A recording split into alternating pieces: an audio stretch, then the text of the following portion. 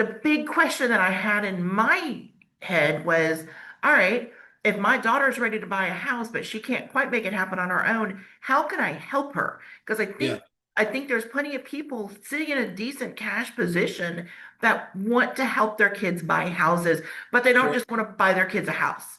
I Yeah. mean, they want them to they want to help them. They don't want to do it for them.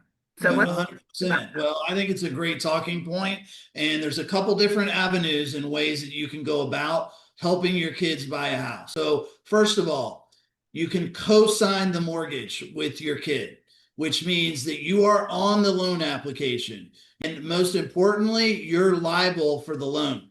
Okay. So that is very important, that if for some reason something goes bad and payments aren't made or whatever, you're liable for the loan. Okay. Well, if the parent co-signs the loan, then we can use that income from the parent in order to increase their qualification. So your perfect co-signer in a perfect world is somebody that has a ton of income, a ton of credit, and no debt.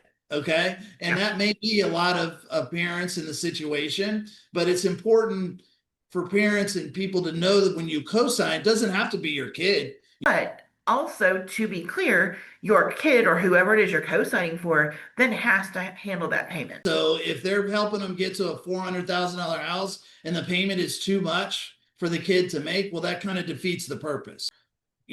Responsible on paper, I mean, you want the child to be able to feel comfortable making the payment. So there's a difference between what the mortgage company allows and what you're comfortable with. So Right. just because you qualify for the 400 may not be to your comfort level of what the child wants to pay every month. So option two is, gifting money. Okay.